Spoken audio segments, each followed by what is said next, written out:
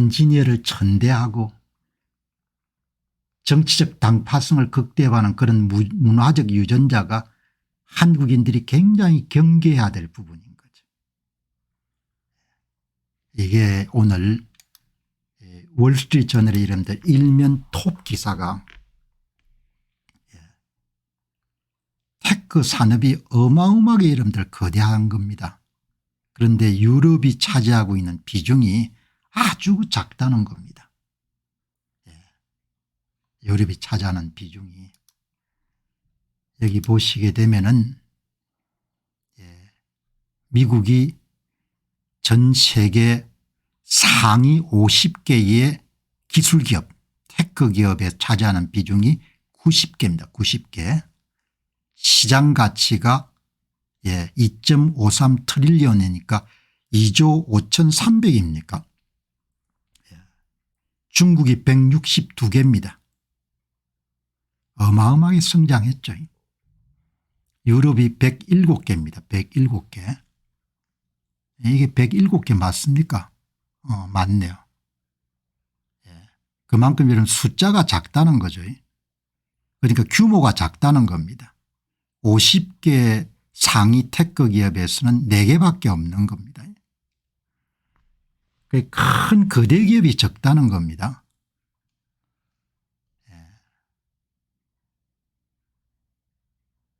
여기 보시면은 아주 좋은 교훈을 담고 있습니다. 여기에. 한국 사람들이 잘 봐야 될 교훈이 여기 있는 겁니다. 세상의 모든 것은 여러분 다 교훈입니다. 교훈.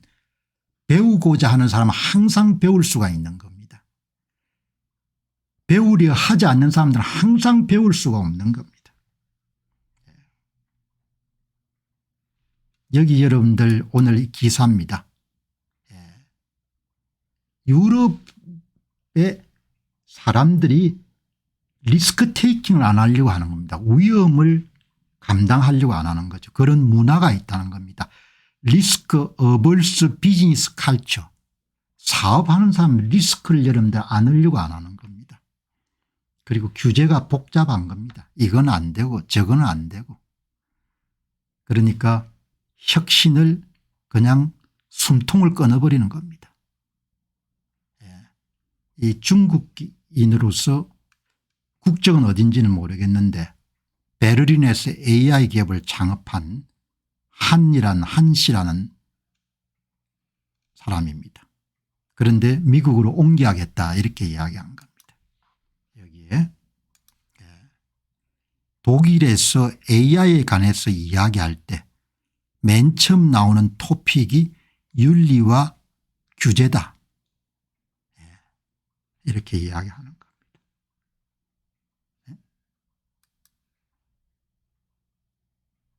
미국에서 이런 AI 기업을 이야기하게 되면은 얼마나 성장할 수 있냐, 돈을 얼마를 벌 수 있냐 이건데 유럽의 이런 독일에서 AI를 이야기하게 되면은 윤리가 먼저 나오고 규제가 먼저 나온다는 겁니다. 그게 될 수가 없는 겁니다. 한국 사람들이 잘 들어야 됩니다. 일주일에 이런 법을 70개 80개 통과시키는 나라에서 모든 걸 질식을 시키는 겁니다. 이렇게 문화입니다. 문화. 유럽에서는 구글이나 아마존이나 메타나 이런 기업이 나올 수가 없는 겁니다. 애플의 시가총액이 독일 전체 여러분들 주식시장 시가총액보다 더 큰 겁니다. 유럽은 세계 경제에서 이런 21% 정도를 차지합니다. 인구도 미국하고 비슷하고 교육도 미국하고 비슷합니다. 세계 50대 기업 가운데 유럽 기업이 4개밖에 없는 겁니다. 양자 컴퓨팅 분야까지 이런 최첨단 분야에서 하나도 없는 겁니다. 유럽의 비즈니스 문화가 대단히 위험 회피적인 문화인 겁니다. 리스크를 감당 안 하는 겁니다. 리스크를 감당 안 하는 겁니다. 그다음 뭘 중시하냐. 인간적인 삶을 중시한 워라벨. 일과 생활의 균형을 주장하는 겁니다. 지금 대한민국이 가는 방향이 꼭 그겁니다. 워라밸. 워라밸 중시하면 골로 갑니다. 워라밸을 여러분들 중시하게 되면 전부 다 망하게 돼 있는 겁니다. 워라밸. 그렇게 가는 겁니다. 그게 문화인 겁니다. 워라밸은 여러분들 유럽 문화고 한국은 워라밸을 수입해가 지고 후천적 문화가 된 겁니다. 한국 사람들은 위험 회피적인 문화는 없는 겁니다. 그러나 요즘에 사업하는 사람들 만나보면 뭐 사업할 재미가 별로 없다는 거 아닙니까? 세계경제의 21% 50대 유럽 기술기업 가운데 4개밖에 없는 겁니다. 애플이 독일 전체 시가총액보다 더 큰 겁니다. 유럽의 낙후에서 한국은 많은 교훈을 얻을 수가 있는 겁니다.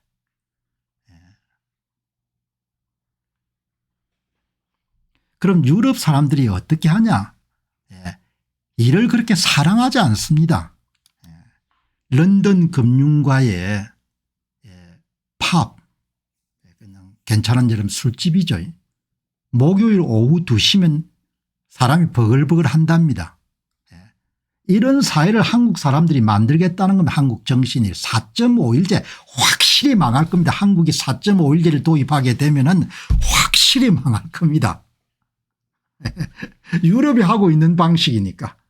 목요일 오후 2시면 이미 뭡니까? 사람이 버글버글 하는 겁니다. 밤을 새서 일을 하고 이런 문화가 없는 겁니다. 그러니까 뒤로 처질 수밖에 없는 겁니다.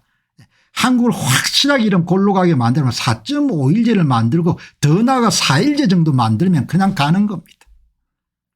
런던 금융가의 파업에 목요일 오후가 되면 사람이 벅적벅적하다는 겁니다. 그 라이프 스타일, 문화,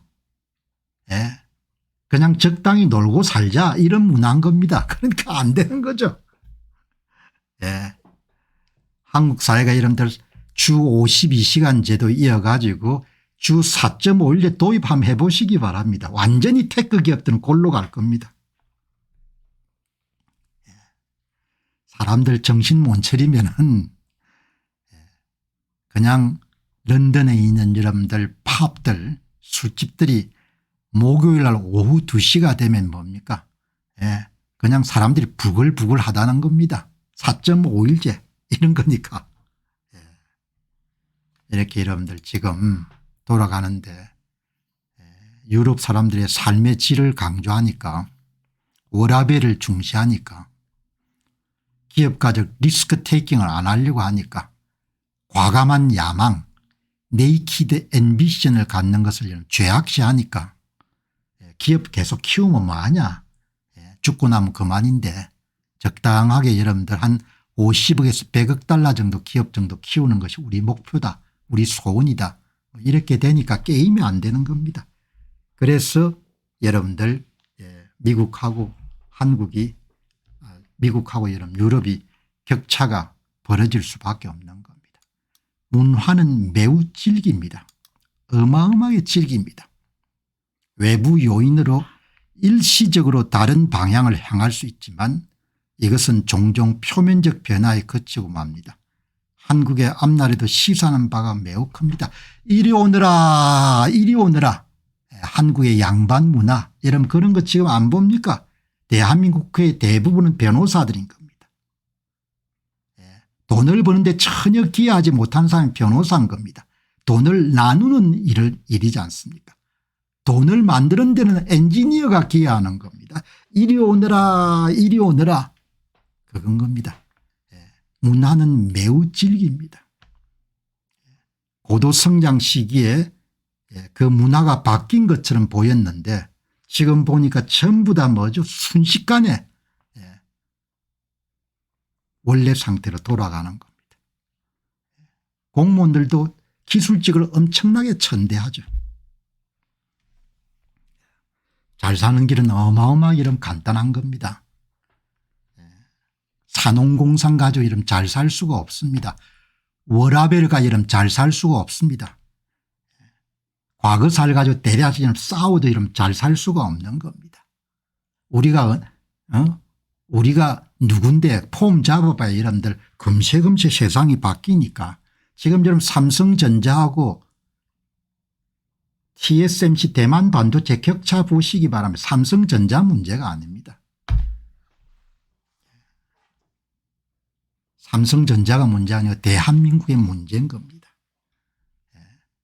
양반문화, 산업공상, 당파성, 폐쇄성, 공짜 점심 이런 거 우리가 갖고 있는 아주 안 좋은 점인 거죠. 뜯어먹기, 우기기, 땡깡 부리기 이런 거지 않습니까? 그거 다 아는 겁니다. 알면 고치면 되지 않습니까?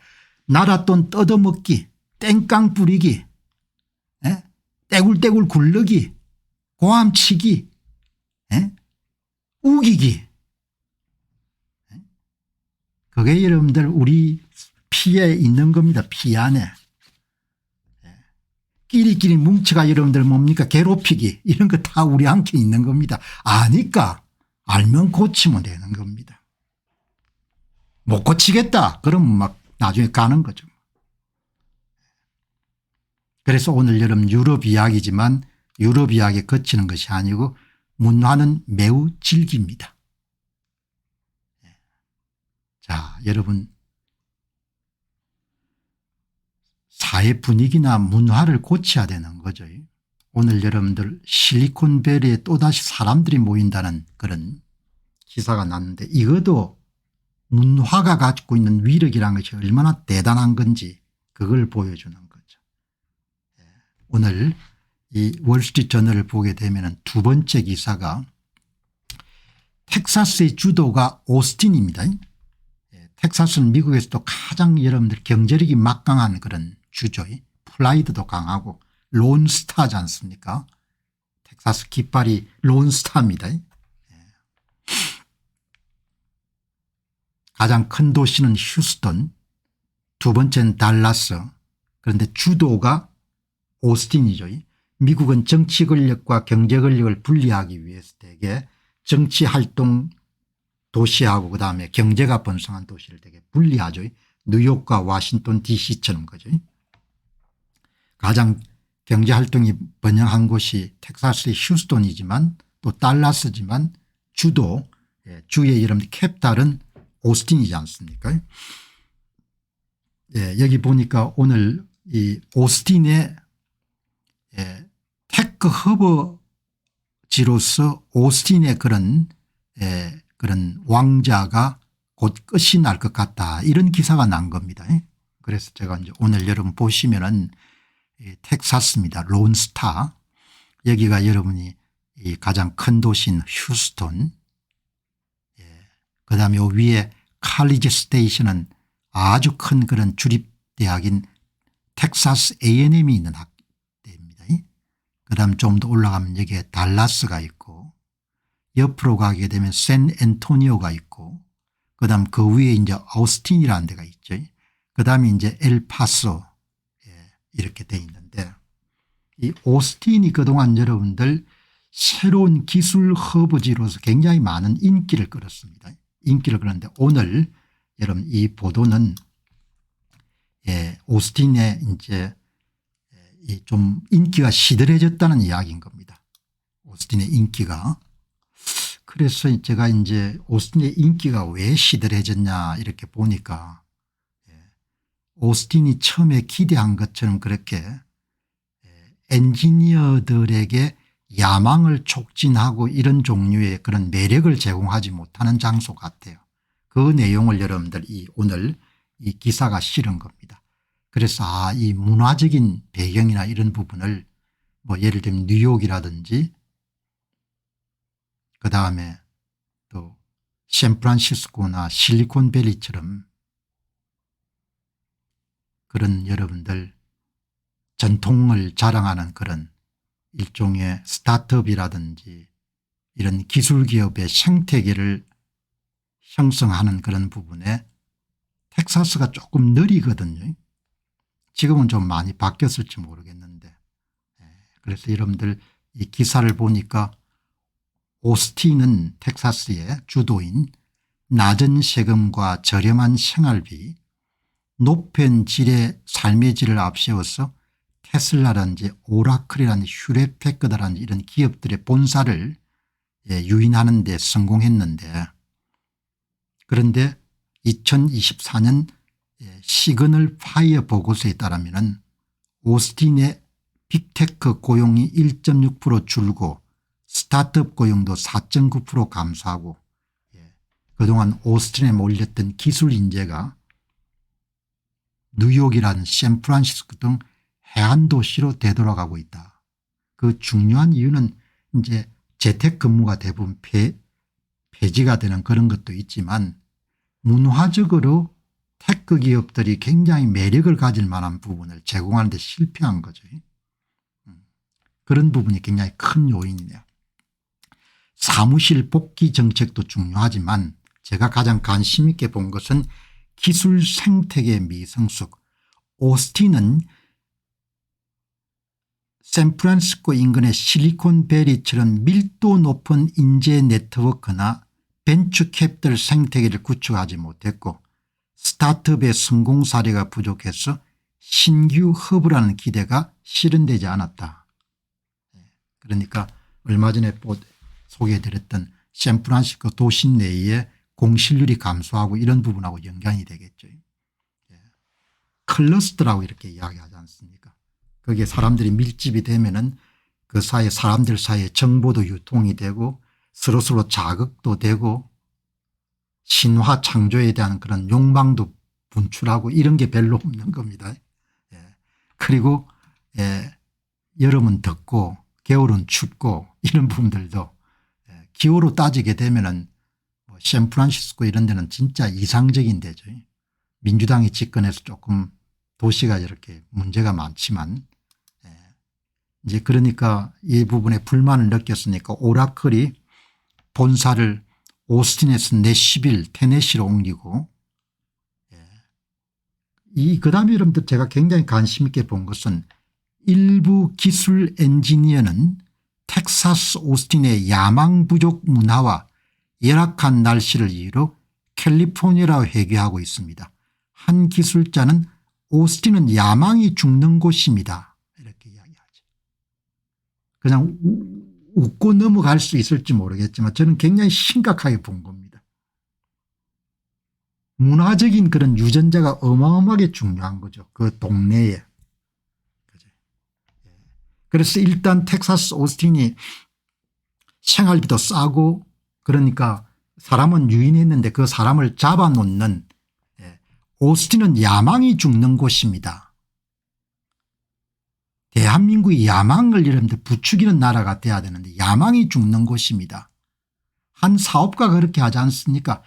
젊은 날 한참 이런 매수 합병을 통해 사업을 인수해 가지고 기업을 정상화하는 그런 재미로 사신 분인데 사업할 재미가 없다는 거 하지 않습니까? 사업할 재미가 없다는 거죠.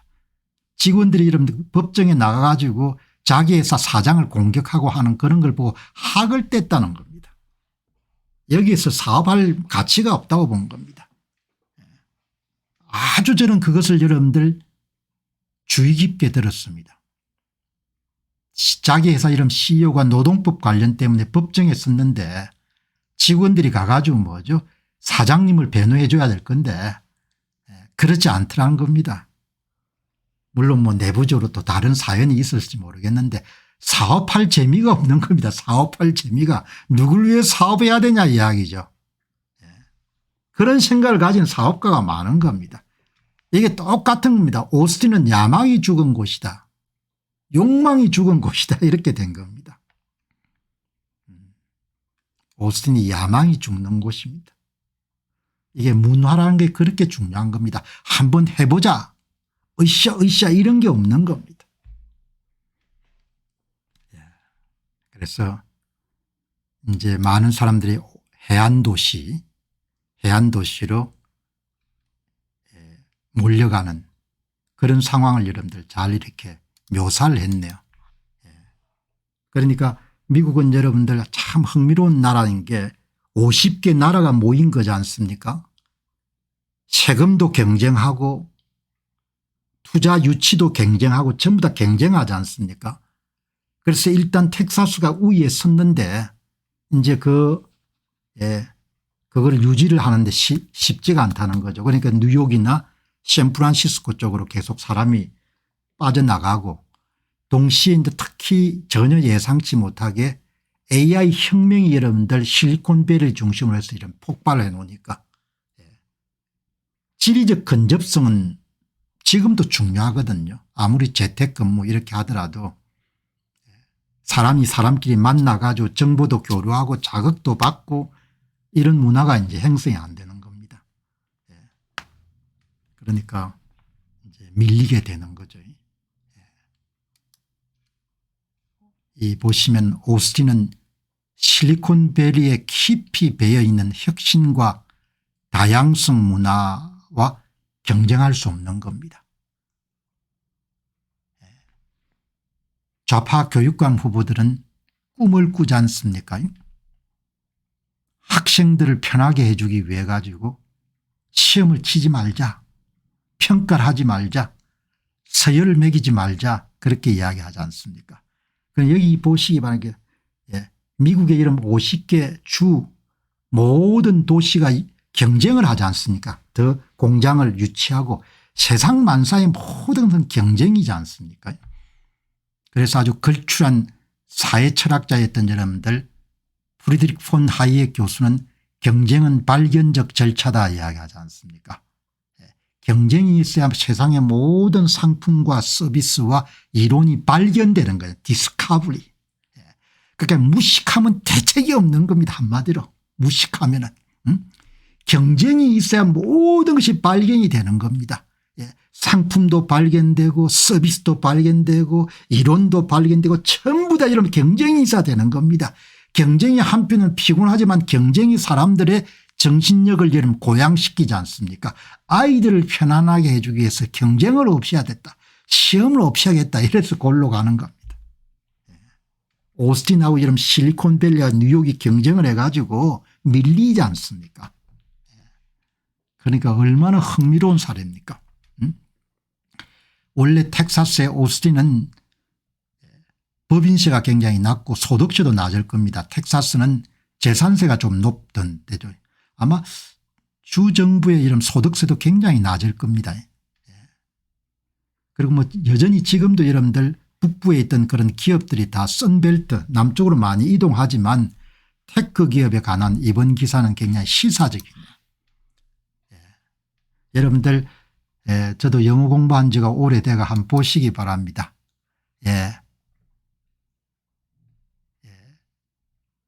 나에게 고려 대상이 되는 도시 리스트를 주고 텍사스 오스틴에 대한 의견을 나에게 물었습니다. 한 분 이야기가 No, not Austin. It's a kind of that. 무슨 뜻입니까? 아니야. 텍사스 오스틴은 아닙니다. 그곳은 거의 절반적으로 죽은답니다. 이렇게 이야기하지 않습니까? 너무 극단적인 이야기지만 살아있어야 되지 않습니까? 살아있으려면 여러분 수성을 하면 안 되지 않습니까? 공세를 가해야 되지 않습니까? 사회 모든 분야가 이름 엎드려 가지고 어떻게 하면 뺏기지 않을 것인가 어떻게 하면 지킬 것인가 그때부터 이름 내려가는 거지 않습니까? It's a kind of dead란 게 뭡니까? 그냥 수성하는 장소다 이런 뜻이잖아요. 공세를 해야 돼, 공격을 해야 되는 거죠. 여기 비칼출 십드라는 표현을 쓰죠. 문화적인 요인이 굉장히 중요하다. 혁신과 다양성이 실리콘밸리 문화에서는 굉장히 깊게 여러분들 배어 있는데 오스틴에서 나는 그것을 찾아볼 수가 없다는 거죠. 얼마나 치열합니까?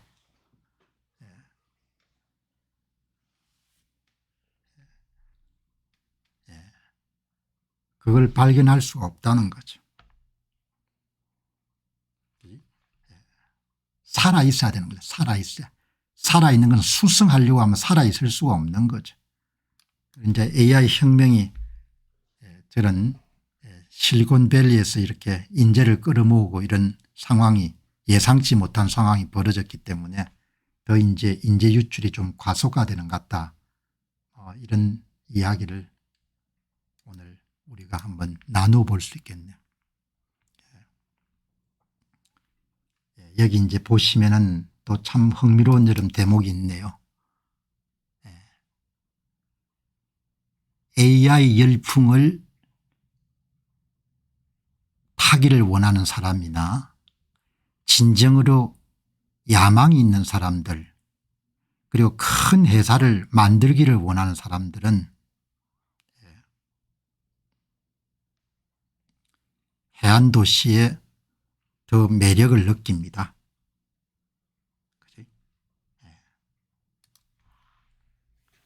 야망이 있는 거죠. 한번 해보자 이런 분위기가 있는 겁니다. Really ambitious라는 표현을 썼네요. 자, 오늘 해외 뉴스지만 문화가 여러분들 개방적이고 진취적이고 공세적이고 한번 해보자 이런 쪽으로 가야 되는 겁니다. 변호사들이 여러분들 판사 출신이나 변호사나 검사나 율사 출신들이 국회의원들이 하는 게 뭐가 있겠습니까? 건수는 올려야겠고 맨날 여러분들 그냥 법 만드는 것밖에 없는 겁니다. 질식 하는 겁니다. 질식. 사람을 죽는 방법은 간단한 겁니다. 자유분방하지 않으면 절대 여러분들 좋은 게 나올 수가 없지 않습니까? 미국의 힘이 뭡니까? 자유분방하지 않습니까? 그러니까 나오잖아요. 새로운 게 계속. 그걸 보고도 못 배우냐 이야기죠. 법을 1년에 여러분들 한 달에 50개 70개 만드는 나라가 어딨냐 이야기인 겁니다. 사람을 자유롭게 하라. 그리고 경쟁시키라 이야기입니다. 그리고 쓸모없는 건 여러분들 줄이고 없애고 해라 이야기죠. 그러면 살아나는 겁니다. 한 달에 이런 법을 70개 80개 90개 만드는 나라가 어디 있습니까? 죽겠다는 이야기인 거죠. 변호사 출신들이 생각할 수 있는 머리털은 내가 늘 이야기하지 않습니까? 일본말로 왔고 딱 틀을 이게 예상은 생각을 못하는 겁니다. 노리미시를 생각하고 성역을 공격을 해야 성역을 공격을 깨부셔야 되는 거죠. 그래야 새로운 걸 만들 수 있는 겁니다. 계속 성을 쌓는 겁니다. 그럼 망하는 거죠 뭐. 성을 쌓으면은.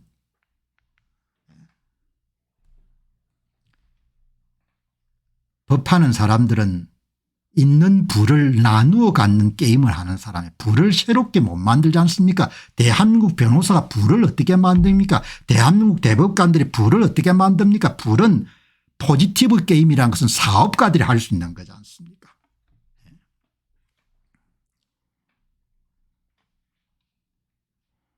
AI가 여러분들 그로 하여금 샌프란시스코로 돌아가게 만들었다. 그곳에선 사람들 사이에 네트워크도 있고 그다음에 여러분 학습 기회도 있고 그다음에 자극도 있는 거잖아요. 자극. 사람이 자극이 있어야 되지 않습니까? 여러분 오늘 공병호 TV를 통해서 매일 여러분 자극을 받으시면 잘 될 겁니다. 쓸데없는 그런 여러분들 조선 당쟁과 같은 그런 이런 방송들 많이 들어봐야 영혼에 아무 도움이 안 되고 성장에 도움이 안 되는 겁니다. 뭐 누가 어떻고 무슨 소용이 있습니까? 그거 다 쓸데없는 건데. 자, 여러분 이렇게 샌프란시스코 물가도 비싸고 규제도 심하고 치안도 안 좋고 오죽하면 다 텍사스로 갔겠습니까? 그런데 이제 오늘 이야기는 뭐 전부는 아니겠지만 많은 분들이 이제 돌아오고 있다. 그런 이야기 때문에 해안도시가 다시 힘을 얻고 있다. 이런 이야기를 참조하시기 바랍니다. 텍사스 문화하고 샌프란시스코 문화가 크게 차이가 있을 겁니다. 옛날 오래전이지만 제가 텍사스에 공부를 해봤기 때문에 약간은 그 느낌을 알 수 있을 것 같았지. 글을 봤을 때. 자, 여기 이제 오늘 일론 머스크 이야기. 여러분 세상의 모든 것은 교훈이고 학습입니다. 일론 머스크 아주 멋지네요. 오늘 월스트리트저널에 이런 상단 톱 기사가 일론 머스크가 정치 분야에 투자하는 돈을 줄이겠다 이렇게 이제 이야기를 한 겁니다. 그래서 이제 이번에 아마 아랍에서 열렸던 그런 컨퍼런스에 직접 참여하지는 않고 화상으로 이런 인터뷰인데 인터뷰를 참 잘 만들었네요. 일론 머스크는 정치 분야에 본인 사재를 털어넣는 것을 줄이겠다. 그 2024년 11월 미국 대선에 어마어마한 돈을 여러분들 투입한 이후에 세계 가장 부유한 사업가인 일론 머스크가 그가 이제 돈 쓰는 것을 줄이고 그리고 테슬라의 CEO로서 그렇게 일을 하기로 그렇게 약속했다 뭐 이런 내용이 지금 나와 있는 겁니다. 자, 여기 이제 보시면은 이 일론 머스크가 여러분들 참 멋진 말이죠. 일론 머스크가 여러분 인터뷰에서 저는 충분히 했다고 생각합니다. 전적으로 동의하는 겁니다. 당신 참 애 많이 썼고 돈 많이 썼다 이야기죠. 당신은 사업가 가운데서 등급이 좀 다른 사람이다. 생각도 반듯하고 그리고 뭐 논란이 있지만 정치를 좀 바로 잡아야 된다는 생각 때문에 돈을 쓰기로 했으니까 일론 머스크가 여러분들 참 등급이 다른 사업가인 겁니다. 저는 충분히 했다고 생각합니다. 그래서 이제 정치 분야에 돈을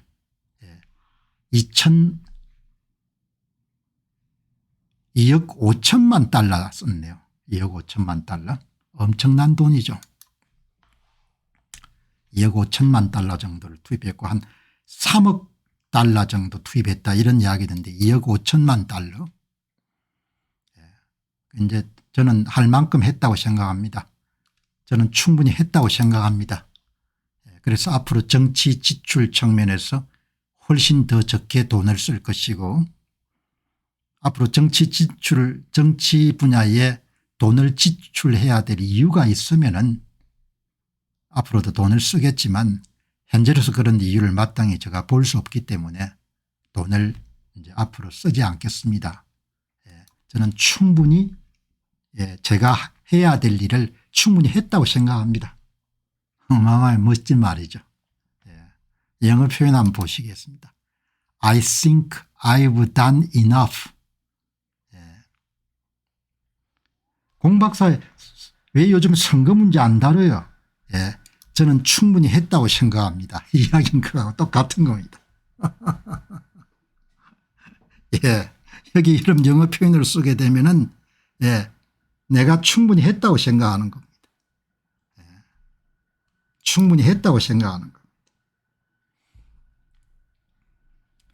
여러분들 이거는 참 멋진 이야기인데 제가 오늘 여러분들에게 이 사례 그러니까 중동에서 개최되는 그런 화상회의에 나와서 40분 정도 인터뷰도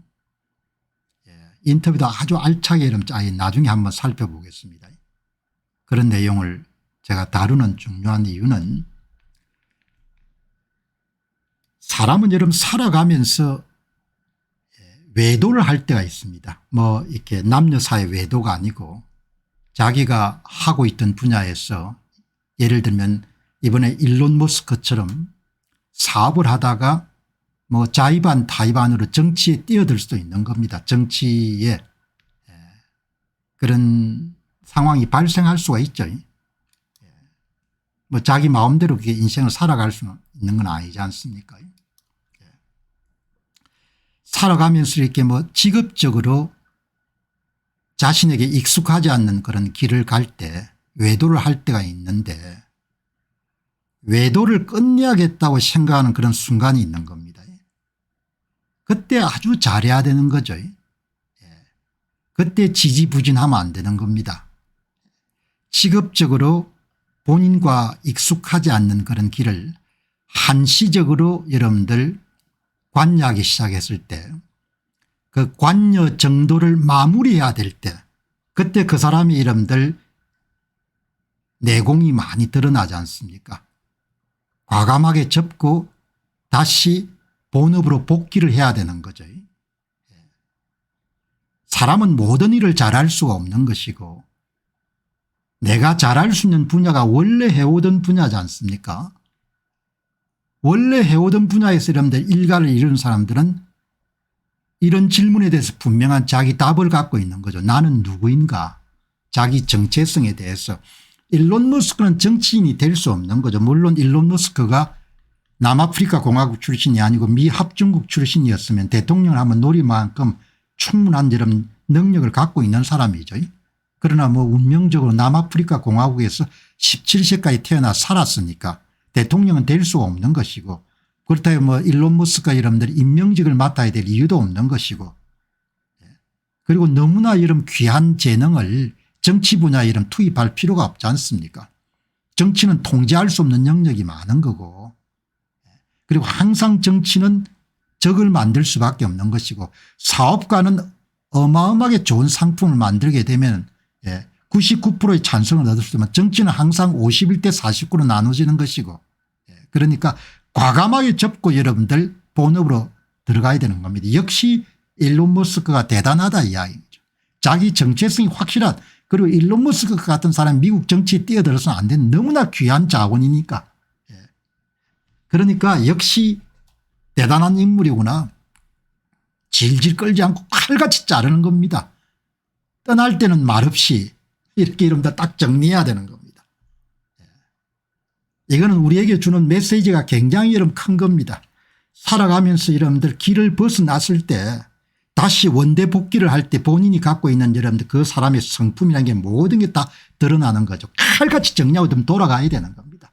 그리고 충분히 할 만큼 했고, 정말 대단한 일을 한 거고, 그렇지 않고 질질 끌려가면서 그냥 그 업계에 그냥 함몰돼가 자기가 갖고 있는 그 귀한 재원을 다 날리는 것은 너무나 이런 바보스러운 짓이라는 거죠. 그러니까 미련 없이 떠나는 겁니다.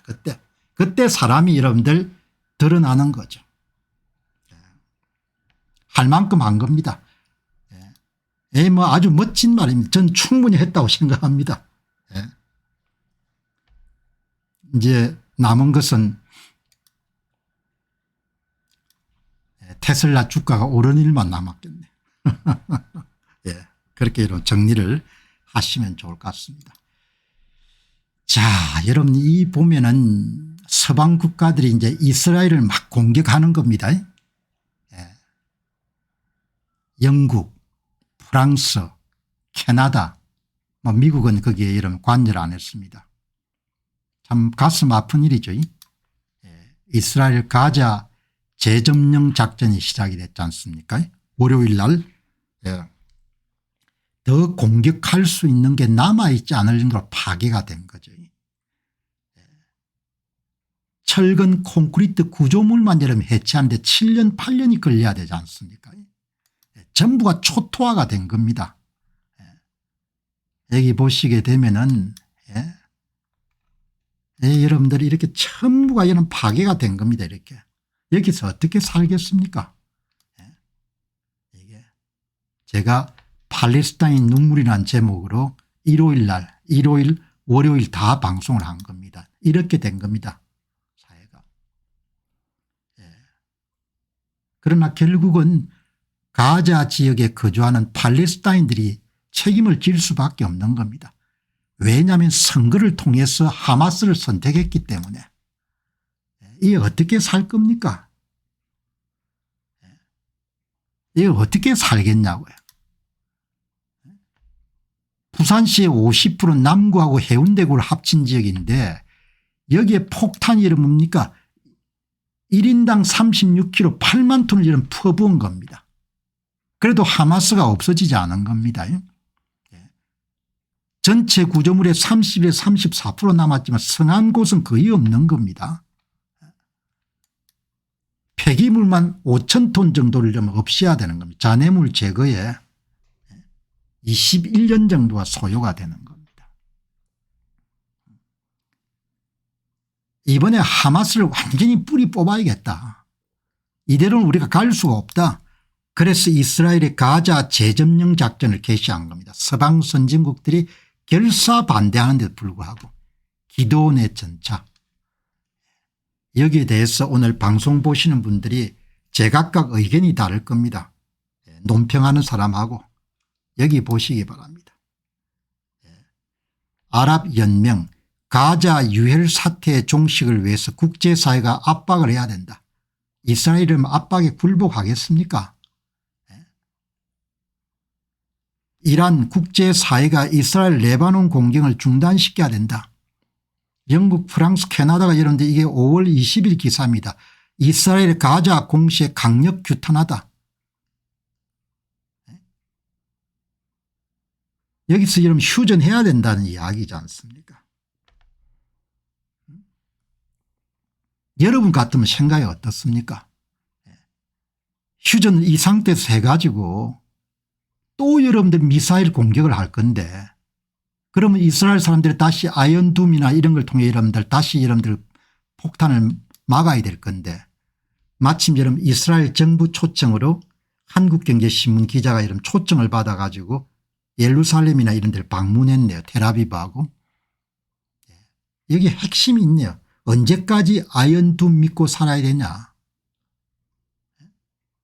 국제사회는 이 부분에 대해서 그렇게 비중 있게 안 다룹니다. 저는 이스라엘 사람 입장에서 보려고 하는 거죠.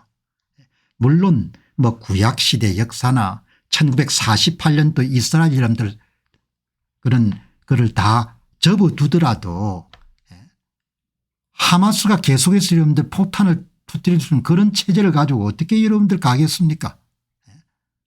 여기 이제 보면은 예루살렘 정부청사에서 만난 아비브 에즈라 이스라엘 외교부 아시아 태평양 담당 국장은 이스라엘은 생존을 위해 가자 지구는 물론이고 레바논 국경 시리아 등의 군사적 억제력을 유지해야 됩니다.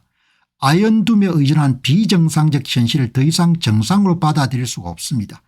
과거에 이스라엘은 일정 수준의 위험은 감내하고 하마스와 공존하려고 노력했습니다. 하지만 2023년 10월 7일 이후 우리는 어떠한 위협도 용납할 수 없게 됐습니다. 하마스의 모든 지휘체계와 작전 능력을 무력화하는 게 이번 전쟁의 목표입니다. 북한 핵 위협에 놓인 한국은 어떤 국가보다 이스라엘 상황을 더 잘 이해할 겁니다. 한국 사람들은 별로 관심이 없는 겁니다. 북한이 핵을 갖건 핵을 갖지 않든 간에. 이스라엘 사람들은 수억 명의 이런 아랍권 사람들이 둘러싸여 가지고 살아남는 그런 전쟁을 해온 겁니다. 가자 지역 내에 다시 여러분 하마스가 준동을 하는데 수시로 이동용 여러분 미사일을 발사할 건데 아무도 여러분들 프랑스나 영국이나 캐나다 여러분들 총리들은 별로 관심이 없는 겁니다. 빨리 전쟁 끝내는 것 외에는 관심이 없는 겁니다.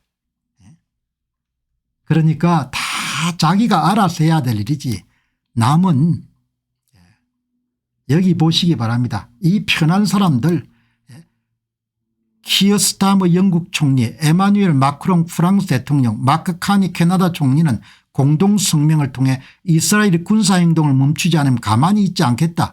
우리는 두 국가의 해법 달성에 기여할 수 있도록 팔레스타인 국가를 인정하는 데 전념하고 있다. 완전히 서로 다른 겁니다. 오늘 방송 보시는 분들이 가운데 제 논평과 좀 다른 생각을 가지실 수 있는 분들도 계시겠지만 여기에 오늘 빌 에크만 펄싱 스퀘어 이름 굉장히 성공한 투자자입니다. 이 빌 에크만 코 보시기 바랍니다. 빌 에크만이 유대인입니다. 그죠? 빌 에크만이 여러분들 본인 의사는 밝히지 않고 이스라엘의 네탄야후 벤자민 네탄야후 여러분들 총리의 성명서를 빌 에크만이 여러분 자기 포스팅을 다시 한 겁니다. 보시죠. 우리 국경에 있는 하마스 테러리스트들이 파괴되기 전에 이스라엘에게 우리의 생존을 위한 방어전쟁을 끝내달라고 캐나다, 영국, 프랑스 총리들이 요청하고 있습니다. 팔레스타인 국가를 요구함으로써 런던, 파리, 오타와 지도자들은 10월 7일 이스라엘에 대한 대량 학살 공격에 대해 큰 상을 수여하는 동시에 더 많은 잔혹행위를 초대하고 있습니다. 3개 국가의 총리에 대해서 이스라엘 총리가 항의하는 겁니다. 우리가 이렇게 위험에 빠져 있고 하마스가 다시 우리를 이렇게 위협할 건데 당신들 그렇게 이런 하마스 편에 대해서 가지고 이야기를 하면 어떻게 하냐 이렇게 이야기하는 겁니다. 이번 전쟁은 10월 7일 2023년 7월 7일 팔레스타인 테러리스트들이 우리 국경을 습격하여 1200명의 무고한 사람들을 살해하고 250명 이상의 무고한 사람들을 가자 지구로 납치하며 시작되었습니다. 사실이죠. 팩트한 겁니다. 이스라엘은 트럼프 대통령의 비전을 받아들이고 모든 유럽 지도자들에게도 같은 조치를 취할 것을 촉구합니다. 남은 인질들이 석방되고 하마스가 무기를 내려놓으면 살인적인 지도자들이 추방되고 가자 지구가 비무장화된다면 전쟁은 내일 끝낼 수 있습니다. 어떤 국가도 이보다 적은 것을 받아들일 것으로 기대할 수 없으며 이스라엘은 분명히 받아들이지 않을 겁니다. 왜냐하면 가자 지구에서 수시로 미사일을 때릴 수 있는 상황에서는 우리가 살 수가 없다는 겁니다. 이것은 야만에 대한 문명의 전쟁입니다. 이스라엘은 완전한 승리가 이루어질 때까지 정당한 수단으로 자신을 계속 방어할 것입니다. 하마스는 유대인들을 전체 다 지중해로 쓸어 넣어야 된다고 이렇게 이야기하니까. 그죠? 저는 캐나다나 프랑스나 영국의 총리들 의견에 동의를 하지 않는 겁니다. 이스라엘은 죽고 사는 문제가 달려있는 거죠. 죽고 사는 문제. 그 사람들은 그냥 전쟁만 빨리 끝나기를 바라는 겁니다. 누가 이런 이스라엘 생존을 이런 보장해 주겠습니까? 캐나다가 보장해 주겠습니까? 아니면 프랑스가 보장해 주겠습니까? 보장할 수 없는 거죠. 여러분들 이게 핵심적인 차이인 겁니다. 그리고 앞에서도 말씀드렸지만 참 이게 비극적인 일이죠. 이렇게 비극이 발생한 겁니다.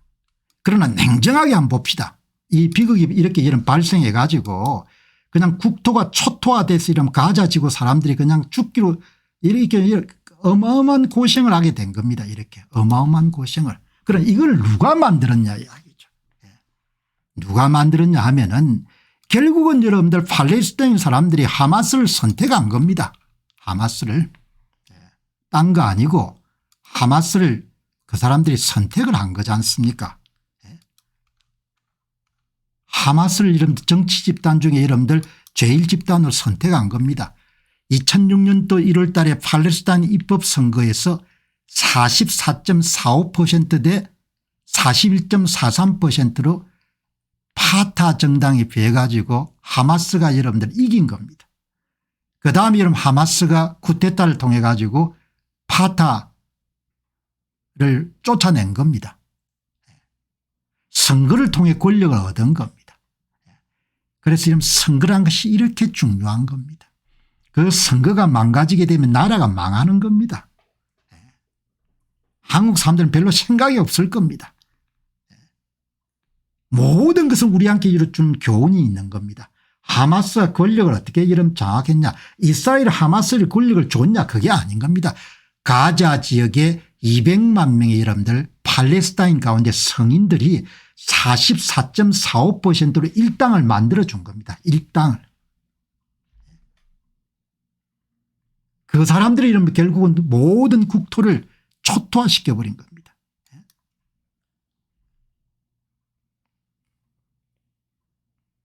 2006년에 선거로 권력 장악하고 2007년에 여러분들 쿠데타 일으켜가 권력을 완전히 장악을 해버린 겁니다. 그리고 여러분들 한 8년 2010년 17년 27년 한 18년 만에 여러분들 완전히 국토를 초토화시켜버린 겁니다. 그러니까 이런 부분들이 너무나 가슴 아프지만 그리고 50% 넘는 사람들이 2023년 10월 7일 이런 공격을 찬성을 했지 않습니까? 뭐 이렇게 정치를 잘못하면은 이렇게 그냥 박살이 나는 겁니다. 박살이. 이래 어떻게 살겠습니까? 살 수가 없는 거죠. 그러니까 뭐 무슨 프랑스나 캐나다나 이런 데 이런들 총리들이 똑똑하겠지만 동의할 수 없는 이야기에 대해서는 동의할 수 없다. 이렇게 분명하게 이야기를 제가 드리는 겁니다. 자, 여기 이제 오늘 AI 엔지니어